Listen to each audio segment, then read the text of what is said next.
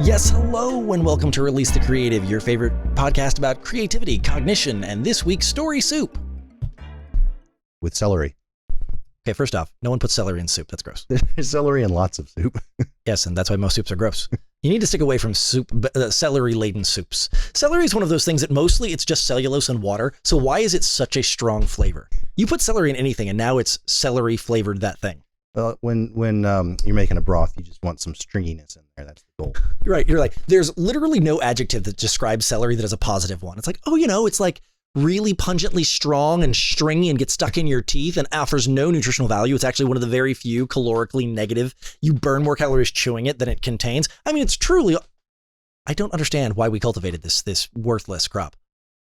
There's got to be some secret mobsters that it's a front for. There really does. So my mom growing up, we just had Thanksgiving, and I am that heathen that thinks that anyone who box stuffing is the best. And people that say the box stuffing isn't the best are wrong.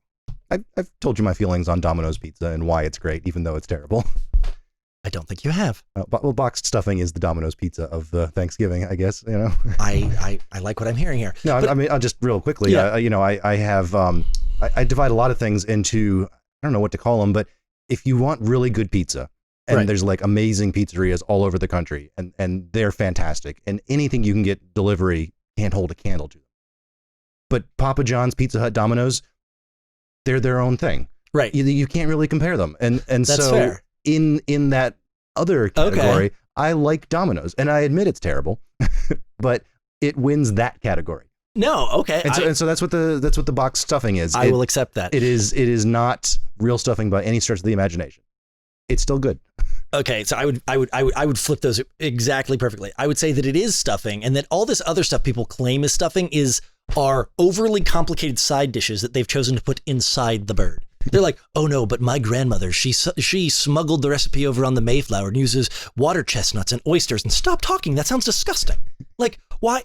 Stuffing, it's breadcrumbs and seasoning. That's all it's supposed to be. You know what you call that? Stovetop. And then Lori, his wife, will be like, oh no, but my family has one that has sausage and this and that. I was like, you just described like a casserole. Well, it is. It's a casserole. And it doesn't really compare to stuffing like you're saying. It's a casserole. It's a good casserole. It's a bread pudding casserole. Not what you're describing. And so I really love stovetop stuffing. Where was I going with this? I don't even remember at this point. Stories. Oh, so my mom, she's one of those ones that she gets so offended every year at Thanksgiving when I make stovetop, or I insist that there also be stovetop. She's like, you don't like my grandmother's recipe? And I'm like, no. She's like, my grandmother who had been making that same recipe for 120 years? No. For the record, I just remember that my mom listens to this podcast. I, at this point, like to point out that this is a dramatic reinterpretation, and it's never been this particularly like of an interchange. But I will say, you know why I don't like it? It has celery. The celery. There's celery. And so you're like, celery flavored bread. Why would you do that? Well, we could divert our entire half-hour podcast to the subject of half of traditional Thanksgiving meals are just trash. That's so true. Right out of the gate. If you go to like one of those like amazing potlucks where everybody brings everything, half of it's not worth eating, no matter how good it is. Especially if it's Christian in origin, and then there's going to be 14 different Jell-O salads, and the Mormon's going to put meat in theirs. Don't even get me started on that, but no, I'm not kidding. Raisins and shredded carrots in Jell-O, like I don't get this. But anyway, like I said, it could take the whole podcast. The whole podcast could be on traditional Thanksgivings, but it's not. It's about stories. And what's interesting is we could actually tie this in a little bit to the story of Thanksgiving, which we're going to now because it absolutely plays with our conversation. But we're talking about story soup, and that is that lots of things go into a soup, whether you're making a gumbo or a jambalaya or a stew or a broth or whatever. No soup is warm milk. Like that's not soup or stew. That's just what makes soup or stew or whatever is the congress of flavors meeting and melding together to make a single developing meal in some way. I'm going to first point out that you passed up an amazing opportunity to transition our intro into saying that stories are like a stuffing. Okay, so first off, TikTok user Sarah, or Bera1788, likes to point out that she is the only person who doesn't like stuffing, but stovetop is superior. which thank you, listener, for backing me up. Yeah, well, we could have been talking about stuffing, but you went with soup, so I did. We got to stick with it now. We do have to go with. I could have done story stuffing because now that's the path we're on. But story soup, yes. Yeah, you got to play on words there with stone soup, and that is actually a story that backs up our story. I mean, that's really what it's all about. Is if you keep adding things to the stone soup, it becomes better and better. Sure. And remind people the stone soup. Yeah, I know the one you're talking about, but some people won't. So I don't know if this is a fairy tale. I don't know where this comes from. It's just an old adage. It's an old story. And the story of stone soup is a man who is a traveler, and he comes to a village and he sees farmers farming, and they've got all this food, and the restaurants are, he's a very prosperous town. And as soon as he comes in, everybody closes their doors and draws their shutters, and it's like, oh, a stranger. And so the guy is like, okay, these people aren't friendly. And he says, hey, I've been traveling for a long time. Can anybody give me some food? And they're all like, we have no food. We're all starving. And he saw them just shut all their cupboards. He knows they're lying. But this guy is the point of the story is he's clever. And he says, oh, okay, well, that's fine. I don't actually need food. I can survive using just stone and water. I said, does anybody have a pot and some water? I have the stone. And if anybody had the pot and the water, I can feed myself with just that. And everybody's like, what? And he says, no, really, it's true. I can make soup out of just stone and water. And so they're like, okay, let's see where this is going. And they give him the pot, and they boil the water, and he puts the stone in it, and it boils for 20 minutes. And he says, all right, let's check it out. And he takes a spoonful, and he's like, oh, wow, this stone soup is incredible. And everybody's like, really? And can I try? And he says, well, it's almost incredible, but it would be a little bit better if it had some potatoes.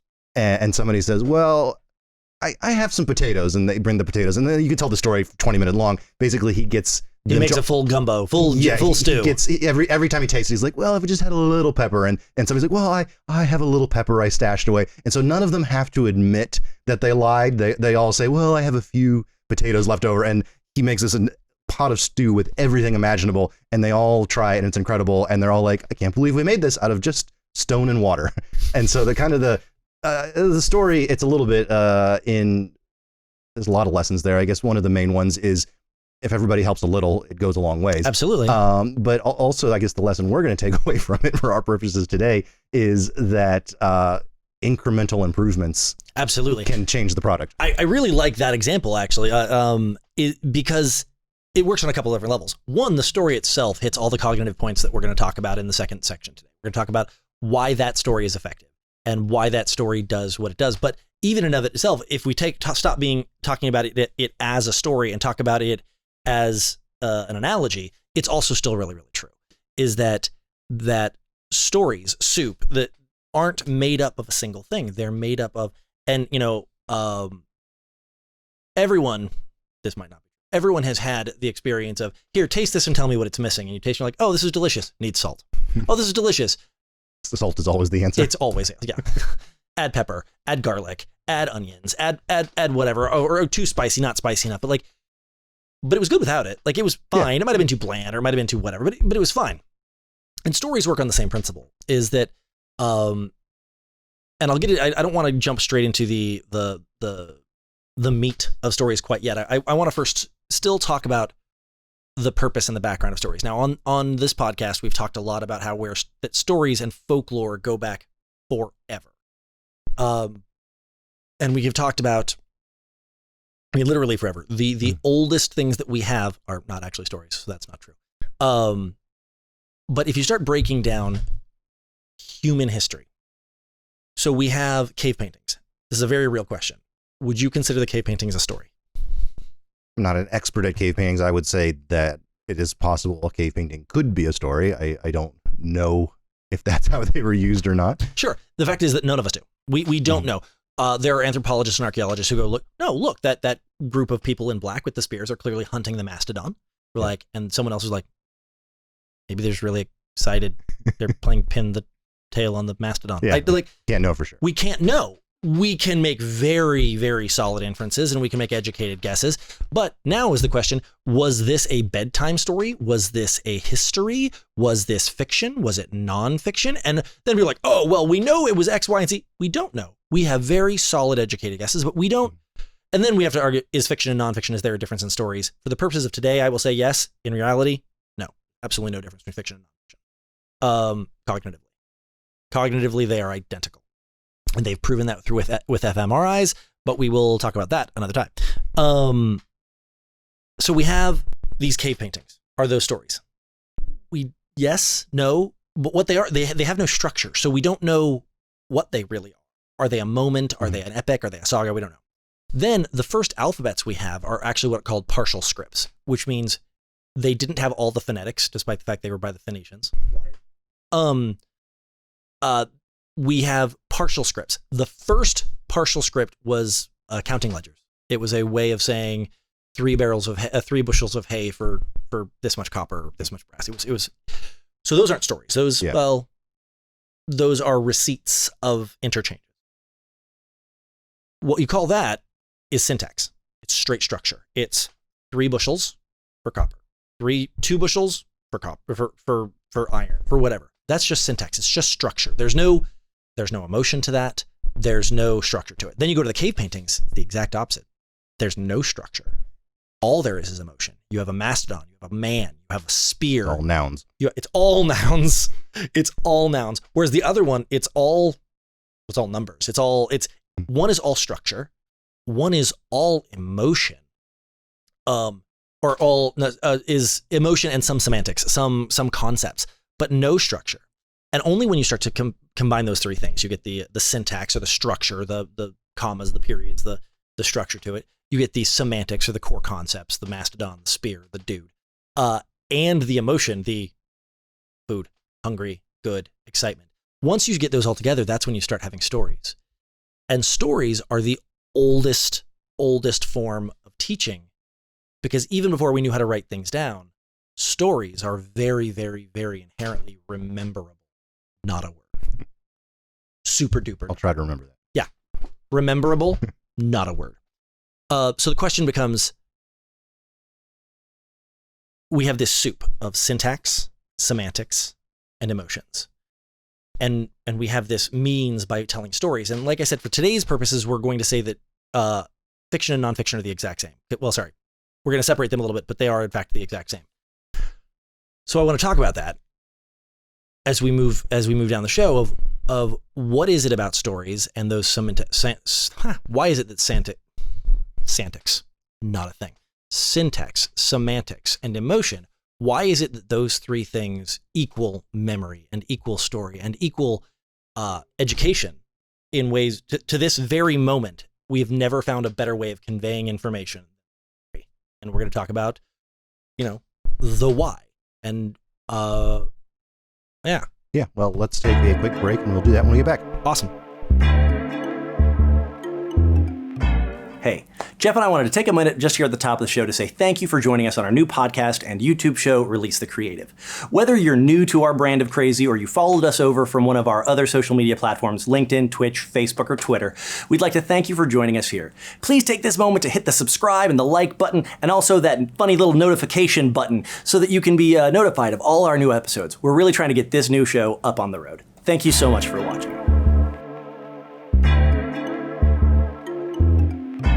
And we're back talking about stories. I guess we're telling stories about stories, although thus far it's been more conversational than narrative based. Sure. No, I mean, stories about stories, it starts to get real meta real fast. Our favorite subject. It is. No, so I mean, your brain does not have the ability. And people are like, well, mine does. No, it doesn't. Your brain does not have the ability to latch onto disassociated information. If I went up to someone and said, beware the smardlap flies at Noctong, they're like, what? They might remember it because it made no sense to them, but that's the architecture now. The architecture is confusion. But if I give someone direction that they have no basis of understanding, or even worse, that they think they understand but are wrong, our brain has absolutely no mechanism by which to collect disassociated information. I believe you because you just described junior year of chemistry. No, exactly. So chemistry is the only class in history that I actually failed. I failed chemistry. I had to take it again in summer school, and I got a C+. But because my teacher did a remarkably bad job, as apparently, took it twice as well. Yeah. Did you really? Yeah. You get in there and you're like, okay, molecules, and they start drawing things on you. Here's this protein and this, and some chemistry teachers, hashtag Walter White, are really good at connecting the why and the who cares to the reality. But chemistry and physics is a little bit better because it is tied a little bit more to the observable world, whereas chemistry is less observable. The end of the day is our brain doesn't know how to gather disassociated data without context. So what story does is it immediately provides context, whether or not it is real. As I said before, fiction, nonfiction, your brain does not care at all. So let's talk about Stone Soup again. You did a great job of summarizing. I was going to say summarizing, also not a word. Summarizing that story of that this person came in and he was hungry and so right in the first, depending on how you tell the story, in the first act, you've already said a word that activates more than, it's not a noun, it's a verb. Hungry. It's everyone now goes, okay, I've activated. And if you say it right and you do the story correctly, they'll start to salivate. Yeah, he was really hungry. He'd been on the road. He had dust in his mouth. He hadn't drank anything. He was parched. He comes into, so now I've used words like parched. I've used dust. I've used hunger. I have now hit on emotional and tactile and sensory loads. And so now people are like, ooh, I'm in it. And so now it's no longer, at this point, I can do better, but at this point I've already activated architecture. So anything I say now isn't disassociated. It's not associated correctly or well, but it's not disassociated. So I come in and say, and he sees all this food and so I'm giving all of these things. I'm priming deception. I'm priming cleverness. I'm priming hunger. I'm priming all of these emotions that people have had before, and they have something to hook that to. And so now I tell this long story, and like you pointed out, you can tell the story in 3 steps or you can tell it in 30. You can make it a big, long story. But what you've done is you've managed to tell a story about being clever and about being cunning and about getting people to help and about saving face. And you can twist it in any number of ways by the details you choose to either elevate or de-escalate. Drop, de-escalate. But then it would be escalate or de-escalate, whatever. You get my point. You now have, with your ability to storytell, you can either emphasize or de-emphasize. Let's go with that. You can either emphasize or de-emphasize different things to make the data you want to stick more or less relevant. And so now at the end of it, several episodes ago, we talked about The Boy Who Cried Wolf. Yeah. And I could really easily say to my son, don't lie. And he'd be like, okay, daddy. And he would lie like 4 seconds later. He would. He does, no matter what I seem to do. Kid is made of BS. But with the story like The Boy Who Cried Wolf, by playing on sensory, by playing all these, or The Stone Soup, by playing on sensory, we now can have that piece of information. Don't lie, or be smart, or give people an opportunity to do the right thing without having, give people opportunities. However you want to do that, you provide that information. So now the next time your son, daughter, student, friend, uncle, brother, sister, mom, the next time they're in that situation, instead of being like, what did he say? He said, don't lie. No, that's not relevant here. Now there's this story that is tied to syntax, semantics, emotions. It's tied to sensory because, again, your brain, whether it's being told fiction or nonfiction, cathartically does not know the difference. Fear is fear. Love is love. Good food is good food. Parched mouth is parched mouth. I can and have made your mouth dry by telling you a story. Your body reacts to it. It's kind of weird. Stories are the original virtual reality, basically.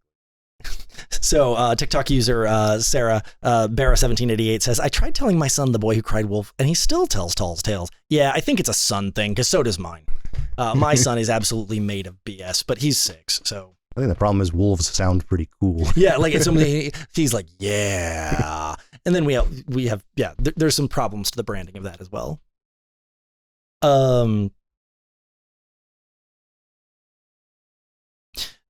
1up14, TikTok user to 1up14. Is there is either a misspelling there or I don't understand what you mean.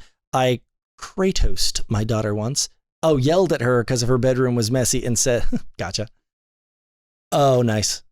I do wonder how much of it is the 6-year-old thing for sure. But yeah, no, 6-year-old boys, I'm not sure that they know. They have a very wibbly wobbly association with reality.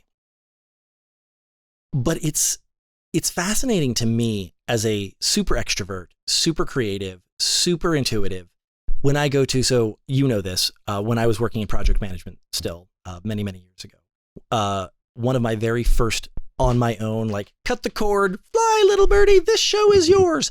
It was 1 week long CPA convention. Mm-hmm. And for those of you at home, yes, a CPA convention is exactly as boring as you think it is. Like, exactly. And what's really interesting about these people is that they have the earmarks of being rational. We'll get to that in a second. And they're boring and they're dry and they like data and they like facts. They don't like that NIMBY-PIMBY emotion stuff. They want the data and the spreadsheet and the facts. And that's fascinating to me because I'm not in any way invalidating their reality. But it has been proven remarkably over and over again that 100% of decisions are made by emotion. There's no such thing as a rational decision. And I'll prove that here in a second. So it leaves these people that are chemists and accountants, real accountants, not TikTok accountants, just to clarify. It makes me wonder where that line is for them because cognition is not different. It is always emotion. It is always syntax. It is always semantics. So it's interesting to see the spectrum of people that are really moved by emotion and no facts, certain political parties, keep that nonpartisan, and other people that are moved by just facts and no emotion, despite the fact that that is cognitively impossible. Like that is not how your brain works. I don't have a question here, but react to that. First of all, I will say that I loved accountant conventions. I did a different one than you. A typical thing that would happen at conventions a lot of times is there's going to be an hour-long session, and then you have a 15-minute break. Mm-hmm. And it'll go late. It'll go 10 minutes late, and then now instead of a 15-minute break, you have 3 minutes to run to the bathroom. Yeah, and so a lot of times there's like, oh, we're going to be done in 2 minutes. Well, no, we're not. And that's a thing that would happen all the time. I will tell you, the accountant convention I did, which was a different one than yours, because it was a different hotel. I remember this. There was an hour-long session. They were supposed to do Q&A for the last 15 minutes. Sure. It was 2 minutes till the end, and they hadn't started Q&A yet. And I was like, I know how this goes. I'm losing my 15-minute break. They're going to start Q&A any second and just run over. And I'll never forget this. The guy came up, and they're supposed to end at noon. It was 11:58, and he comes up to the podium, and I'm like, here it comes. I'm losing half my lunch break. And he goes, well, we started Q&A a little late, so if anybody wants to ask a question, it looks like we have about a minute and a half. If you could ask in less than 30 seconds, we'll give you a minute-long answer. And sure enough, some dude came up and asked a 30-second question about accounting, and some guy gave a minute-long answer, and they're like, all right, that's lunch, and they ended exactly on time. So the funny thing about this is that this is to follow up your anecdote with a similar anecdote, exact same story at my convention. It was the National Academy of Accountants or CPAs or something, and same thing. This guy... We had a hard out with our next guy. We had a presidential meeting. We had different things coming in where we were on a hard. This guy's up there and he has like 2 minutes left on his clock, and he's in the middle of an anecdote that has been going on for an hour and a half. If you know Friends, it's like, let me tell you something interesting about. It's like you were playing it fast and loose with the word interesting. And I kid you not, he looked down at his watch. In the middle of a story, in the middle of he's like, oh, looks like I'm out of time. If you guys have any questions, just email me. Thanks, guys. And walked away. I'm like, first off, it's beautiful. I want to be mad at him right now because he didn't finish the story. But at the same time, God bless you, sir. Anyway, so there's something really interesting to be said because cognition is set. Cognition works like cognition works. And they've proven this over everything from cephalopods, everything from cephalopods all the way through higher mammals. They've proven that cognition works in a fairly set way. But there are people that react to different parts of the triangle more adherently. Yeah, well, I guess to get to your point, what did you say that people don't react rationally? And are you referring to they've done studies where they ask people, do you want the hot dog or the hamburger? Right. And they'll put them in MRIs and stuff and scan their brain while they're doing it. And people will answer. And then the doctors have said, oh, this is the part of your brain that controls decision making. Sure.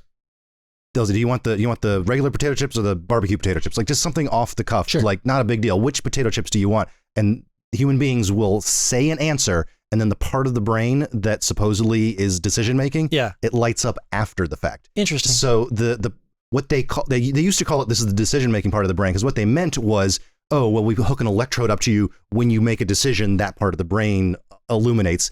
But now that they have tests that are down to the millisecond, like, no, you speak, then your brain lights up. Right. It's not a decision-making part of the brain. Interesting. It's a rationalization part of the brain. You say, I want barbecue chips. And then your brain has to justify it. Your brain tells you why you said that. So what's interesting, the study that I'm referencing that disproved, and I'm being real honest here, people are like, I have had people go, whoa, that's not what that study means. And we've had it out like, they're no more qualified than I am. They interpret the data a little differently.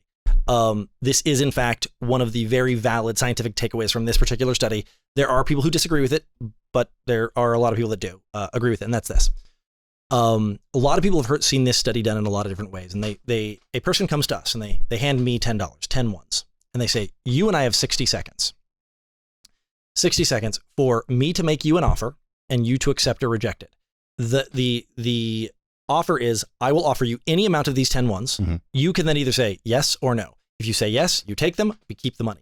If after 60 seconds, the money goes away. If we cannot come up with a mutually agreeable situation in 60 seconds, they come and they take it and we both lose all of it. And so they've done this test to hundreds of thousands of people. The study that I read was 10,000 individuals, all of them college students at colleges all across the nation. So this was a relatively fine age and demographical gap, but they have done it. But the study I was reading was just college. But what they have found was there was absolutely no pattern of what was offered or what was accepted at all. And the thing is, that makes absolutely no sense. If I offer you $1, people would say, well, no, I'm not going to only take it. They would rather have me lose 9 than accept 1, even though them getting $1 is... Are you saying that the results are random, or... I'm saying that the results are 100% evenly spread against all options. Yeah. Me saying, hey, here's $5 and me saying, let's just be fair. Yeah, you're saying between $1 and $9, every option is represented equally. And accepted and denied equally. Yeah. So it's like, I give you $1. Yeah, fine, whatever. I'm better off now. Or screw you, man. I'd rather you lose everything. And the thing is that you could say, well, yeah, people are different. They have different decision-making things. Exactly. Which means if there was a logical, if there was a rational, if there was a right answer, you would see a trend. There would be one. There'd be like, oh no, people tend, but there wasn't.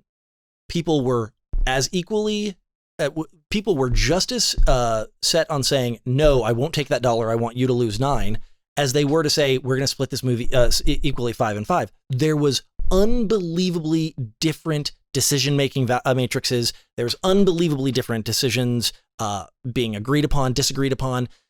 People that said, here, just take all 10. I don't want anything, which makes awesomely no sense, but whatever. If you think about it, the only real rational, and this isn't true, but is me giving you $1, you saying sure, I get 9, and that is everybody wins the most. If I give you 5, why am I giving you half of my money for no and there have been many, many reports of why every single example from 1 to 9 one way to 1 to 9 the other way, 9 to 1 the other way, make sense and don't make sense. But the thing is that people claim, well, I'm rational, so I would do X, Y, Z. I believe in justice or equality. Equality is an emotion. It's not. Equity is an emotion because it isn't equal. There's 101 different ways to go into it. So they've disproven that rational exists because they've taken scientists and they make decisions that they call rational, but it's still based on a decision matrix that they've established from their past experiences, which were emotional at their core, if that made sense at all. Yeah, I mean, I would say I'm not saying your interpretation's wrong. Sure. I am saying that there's an element of gamemanship to that makes it not such a good example of people being rational or not. Your counterpoint proves my point. So the minute it's a game, it no longer needs to be rational. The minute it became like that's my point. No, and that's mine. So the game, because it's a game, doesn't have to be rational. Doesn't really say anything about the players necessarily. But it wasn't. It wasn't. It was. I've come and said, "Here's $10, Kirk. Offered." The minute you let something irrelevant, ooh, this is a game, affect whether or not you got money, means you're no longer rational. You let the fact that it was a game disengage your rational brain and make it about winning and not getting a dollar. And therefore, so if you're right and it was the game mentality, that means every person that did it allowed digital confetti, a fake game, allow them to not get a real reward because of a social construct of game. That very concept proves that rational doesn't exist, because rational, there still should be a spike somewhere of people going, oh, well, it's a game, but I still want the confetti. I still want to win. Like, everyone tripped over the win, or I can't even say that. I don't know everyone's rationality, but no one's rationality tracked, game or not. And the fact that it did it in such a flat line is kind of the point. Does that make sense? No, but that's usual around here. No, I mean, if you don't like it. So 1UP14, who I only say 1UP14 because we're on YouTube where people don't know that I know you. He says he'd rather have $1 than zero. And I will tell you that I would take the $1 over the zero, but I'd be pissed off and I'd talk shit over that guy for hours. I'd be like, asshole, give me $1. Could have at least given me 4, keep the majority. Then I could have gotten like a Big Mac. That's where it comes down into the economy, the economics of it. We know the value of $1. The value of winning or losing a game is different for every single person. So that's the big. That's the fly in the ointment. That's the fly in the ointment. Okay. Is that part that's the part that's completely random. I would agree with that. And that's what I'm not saying that what you are saying is wrong. I'm just saying there's a big fly in the ointment. That's in the puddle of this experiment. Sure. That's the boulder that's been thrown into it. It's a big splash. I will say, before someone like trashes me on YouTube, they have found that I've read other reports that this exact same test has interesting trends in other cultures that are still not indicative of rationality, but they do a better job of gauging.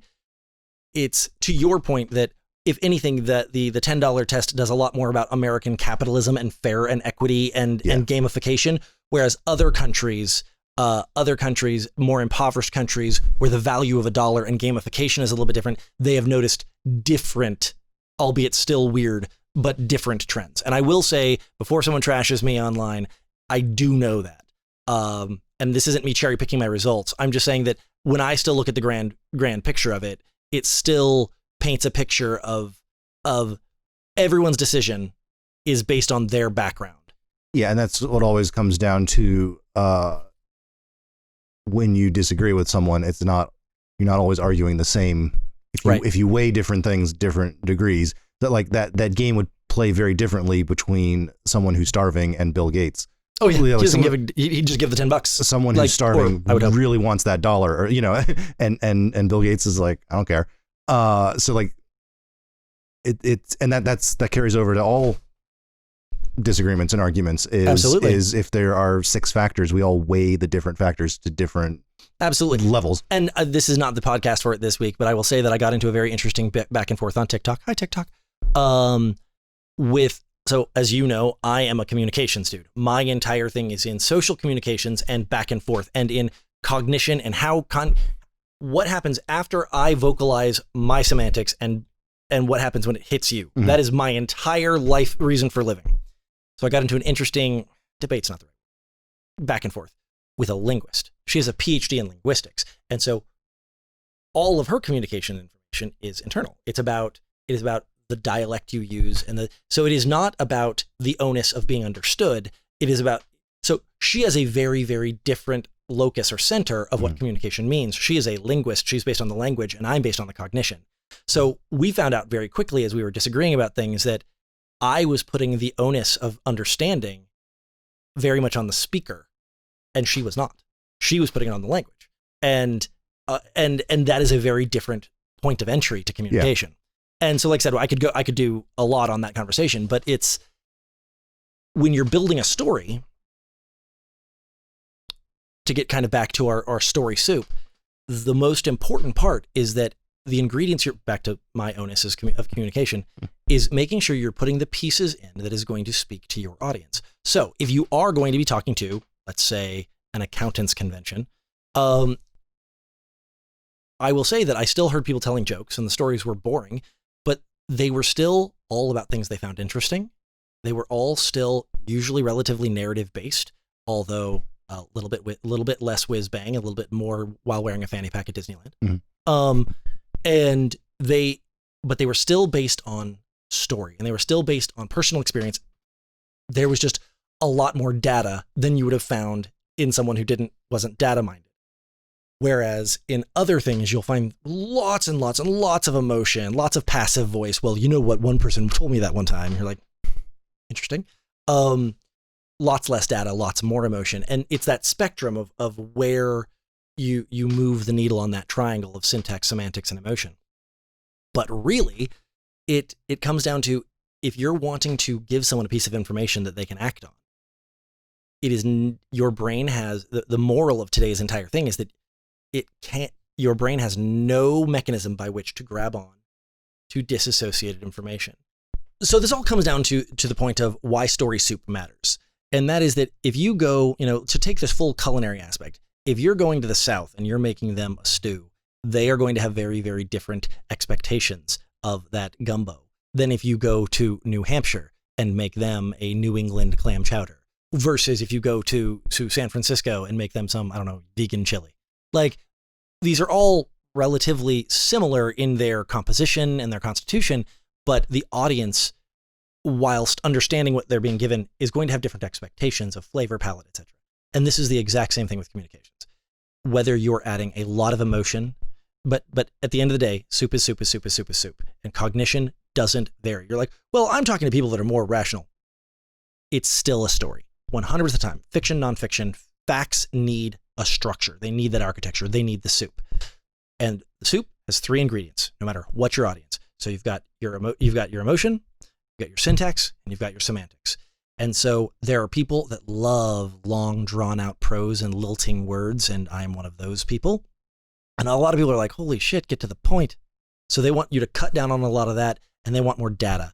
Or other people, they don't mind the prose so much, but they love the more emotion. And it's figuring out the real trick to communications, the real trick to nailing your audience is always make it a story.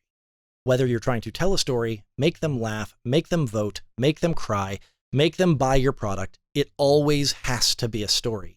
But the real trick to audience identification is figuring out, do they want a gumbo that they're going to be tasting for 3 days through their entire system? Or do they want New England clam chowder with oyster crackers? Or do they want vegan chili? Because at the end of the day, the same 3 ingredients went into all 3, but your audience and their perception of that is what changes. So are you going to double down on the emotion? Or are you going to double down on the facts? Are you going to double down on the words and the structure to it? And as oversimplified as that is, those 3 steps equal everything from the State of the Union address to the Alka-Seltzer song from the 1980s jingle commercials. To be really simple, we're about out of time here, but I'm going to end with a story of my own. A minute ago, you used the phrase, was like a fanny pack at Disney World. Yes. And I think that's a great example of just how simple this can be, that with that short sentence, you told a story. And like I was like, yeah, it's a guy wearing a fanny pack at Disney World. And if you've ever been to Disney World, you had an image. You got the idea. And what it told a lot about what you were trying to say, but we'll end here with what it reminded me of was, this is one of those, in retrospect, why did you think this would work kind of a things. But I guess at the time they thought this would work. My sister and her husband a couple of years ago, they went to Disney World Halloween.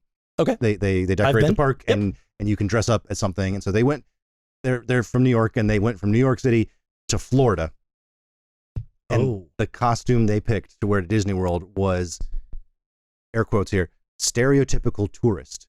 They got the fanny pack, the loud Hawaiian shirt, the like tacky shorts, the Birkenstocks with the socks, and they went all in on the, like, we're gonna be like overly ridiculous stereotypical tourists. That'll be our costume. Oh my gosh. They fit right in. Nobody even thought they were wearing a Halloween costume whatsoever. They're like, we saw 18 other people that looked exactly like us. And so I was like, why did you think that would work? And they're like, yeah, okay, we get it now. But they thought they had a funny costume idea. This is one of those statements that can get me in a lot of trouble, so I'm going to make sure that I don't say it in any way that people will intentionally misunderstand. Stereotypes are stereotypes for a reason. They found out. And I mean, like, don't get me wrong, you should never judge someone by a stereotype or lump someone with a stereotype. But like, yeah, it's dads wearing socks and Birkenstocks or New Balance shoes with cargo shorts. Like, yeah, we can make fun of it all we want, but like, it's the dad uniform for a reason. It's gonna happen. It's gonna happen. So that's it. So I mean, like, I feel like we took kind of a meandering road, but that's what stories are sometimes. But I think we hit a lot of good points. It's you got to make the soup, and it's always about knowing who you're serving it to. If I'm serving soup to your wife, it's going to be very different than if I'm serving soup to mine. It's just they're not going to have the same ingredients. Well, and spice. My wife would be like, needs more spice, and your wife would be like, you're trying to kill me. There's the difference. Okay, guys. As always, this is Release the Creative. If you are watching on YouTube, know that you should also subscribe to the podcast on your podcast reader of choice. And if you're, on a podcast reader, we're also on YouTube. See you next week. See ya. Thanks for joining us here at Release the Creative. Kirk here would never say it to your face, but he thinks you should like and subscribe to us on YouTube. And Jeff is far too shy to admit it, but he thinks you should subscribe to us on your favorite podcast reader. Yeah? Well, you're the one who's always saying that everyone should give us 5 stars on Apple Podcasts. Why do you have to make everything so difficult?